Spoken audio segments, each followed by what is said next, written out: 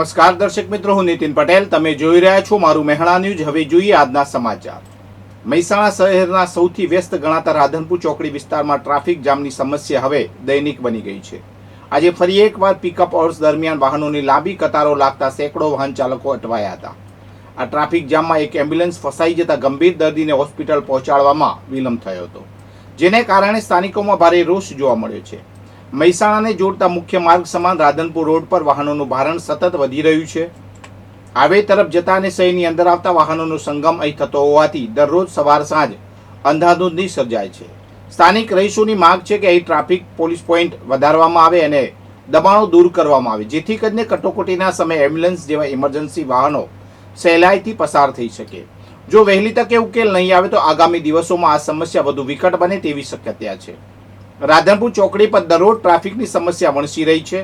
તંત્ર દ્વારા કોઈ કાયમી ઉકેલ લાવવામાં ન આવતા આજે એમ્બ્યુલન્સ પણ ફસાઈ ગઈ હતી, જે અત્યંત ચિંતાજનક બાબત છે. મહેસાણા જિલ્લાના કડી તાલુકાના ખાખરીયા ટપ્પા વિસ્તારમાં એક ચોંકાવનારો કિસ્સો પ્રકાશમાં આવ્યો છે. અહીં ધોરણ 11માં અભ્યાસ કરતા એક સગીર વિદ્યાર્થીને તેના જ સમાજની એક કોલેજિયન યુવતીએ પ્રેમ સંબંધના બહાને પોતાની જાળમાં ફસાવી 5 મહિના સુધી શારીરિક શોષણ કર્યું હોવાની ફરિયાદ બાવલુ પોલીસ મથકે નોંધાઈ છે. યુવતીએ સગીને લાલચ આપવા માટે મોંઘીદાટ આઈફોન ગિફ્ટ કરી હતી અને જો તે વાત ન કરે તો બ્લેડ મારી આત્મહત્યા કરવાની ધમકી આપી બળજબરીપૂર્વક સંબંધો બાંધ્યા હતા. ઇન્સ્ટાગ્રામ પર રીલ વાયરલ થતા આ સમગ્ર કૌભાંડનો પર્દાફાશ થયો છે.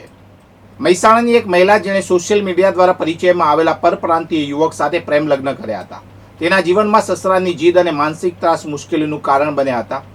પિયર જતી વખતે સંતાનોને છૂટા પાડવાની સસરાની અમાનવીય શરત અને સતત કનટગઢ સામે અંતે 181 અભયમ મહિલા હેલ્પલાઇન તારણહાર બની હતી.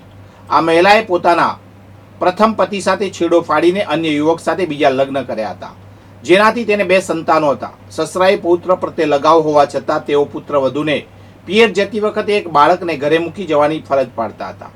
પૌત્રને માતાથી અલગ રાખવાના પ્રયાસો અને પિયર જઈને હોબાળો મચાવવાને કારણે મહિલા તણાવમાં હતી.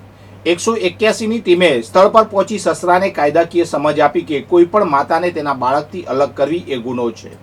કાયદાકીય પાસાઓની સમજ મળતા સસરાએ પોતાની ભૂલ સ્વીકારી, લેખિતમાં માફી માંગી અને પુત્રવધૂને સંતાનો સાથે પિયર જવાની મંજૂરી આપી હતી.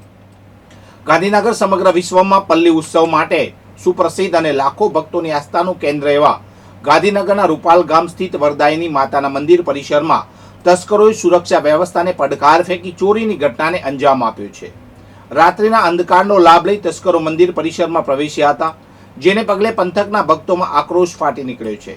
મળતી માહિતી મુજબ 24 મેની મોડી રાત્રે અંદાજે 4 જેટલા તસ્કરો નદી તરફના રસ્તેથી મંદિરના પરિસરમાં ઘૂસ્યા હતા. તસ્કરોનો મુખ્ય ટાર્ગેટ વરદાયની માતાનું મુખ્ય મંદિર હતું, પરંતુ ત્યાં રાખવામાં આવેલું મજબૂત લોખંડની સુરક્ષા કવચ અને આધુનિક લોકિંગ સિસ્ટમ તસ્કરો તોડી શક્યા નહોતા. મુખ્ય મંદિરમાં નિષ્ફળતા મળતા તસ્કરોએ પરિસરમાં જ આવેલા ખોડિયાલ માતાના મંદિરને નિશાન બનાવ્યું હતું અને ત્યાંથી દાનપેટી ઉઠાવી ફરાર થઈ ગયા હતા. વરદાયની માતાનું મંદિર અતિ સંવેદનશીલ અને મહત્વનું શક્તિપીઠ હોવાથી ત્યાં 24 કલાક ખાનગી સિક્યુરિટી ગાર્ડ્સ તૈનાત રહે છે. આમ છતાં તસ્કરોએ આ સુરક્ષા કોઠાને વિંધીને ચોરી કરી જવામાં સફળ રહેતા મંદિર ટ્રસ્ટ અને વહીવટી તંત્રની સુરક્ષા વ્યવસ્થા સામે મોટા સવાલો ઊભા થયા છે. ઘટનાની જાણ થતાં ગાંધીનગર જિલ્લા પોલીસ વડા સહિતનો ઉચ્ચ પોલીસ અધિકારીઓનો કાફલો રૂપાલ દોડી આવ્યો હતો. પોલીસે સમગ્ર મામલે તપાસનો ધમધમાટ શરૂ કર્યો છે. હિંમતનગર તાલુકાના નવાનગર કંપા ગામ નજીક તળાવ પાસે આવેલ ગૌચર વિસ્તારમાં મોડી રાત્રે આગ લાગી હતી. આ ઘટનાને કારણે આસપાસના વિસ્તારોમાં ધુમાડાના ગોટે ગોટા જોવા મળ્યા હતા અને સૂકા ઘાસ અને વનસ્પતિને નુકસાન થયું હતું. આગની જાણ થતાં જ ગામ લોકો, જેમાં બાળકો, યુવાનો અને મહિલાઓનો સમાવેશ થાય છે, તાત્કાલિક ઘટના સ્થળે પહોંચી ગયા હતા. તેમણે માનવ સાંકળ બનાવી પાણીની મદદથી આગ પર કાબુ મેળવવાના પ્રયાસો શરૂ કર્યા હતા. ગામ લોકોની સક્રિયતા અને મહેનતને કારણે આગ વધુ ફેલાય તે પહેલા તેના પર સફળતાપૂર્વક કાબુ મેળવી લેવામાં આવ્યો હતો. જો કે આગ લાગવાનું ચોક્કસ કારણ હજુ સુધી જાણી શકાયું નથી. વર્તમાન સમયમાં મોંઘવારીને કારણે શિક્ષણનો ખર્ચ સતત વધી રહ્યો છે, ત્યારે સામાન્ય અને મધ્યમ વર્ગના પરિવારોને આર્થિક ટેકો આપવા માટે ખેતીવાડી ઉત્પન્ન બજાર સમિતિ વિસનગર દ્વારા એક પ્રશંસનીય કદમ ઉઠાવવામાં આવ્યું છે. સંસ્થા દ્વારા શૈક્ષણિક સત્રના પ્રારંભે વિદ્યાર્થીઓ માટે રાહત દરે ચોપડા વિતરણ કાર્યક્રમનું ભવ્ય આયોજન કરવામાં આવ્યું છે. આ આયોજનનો મુખ્ય હેતુ આર્થિક રીતે નબળા પરિવારોના બાળકો શિક્ષણથી વંચિત ન રહે અને તેમની કારકિર્દીને નવો વેગ મળે તેવો રાખવામાં આવ્યો છે. આ કાર્યક્રમમાં સંસ્થાના ચેરમેન શ્રી જંતીભાઈ પટેલ અને વાઇસ ચેરમેન શ્રી ભરતભાઈ ચૌધરીએ ખાસ ઉપસ્થિત રહીને વિદ્યાર્થીઓને પ્રોત્સાહિત કર્યા હતા. સમગ્ર વિતરણ વ્યવસ્થાનું સંચાલન સેક્રેટરી શ્રી અમિતભાઈ પટેલ અને એપીએમસીના સ્ટાફ દ્વારા સુચારુ રૂપે કરવામાં આવ્યું હતું.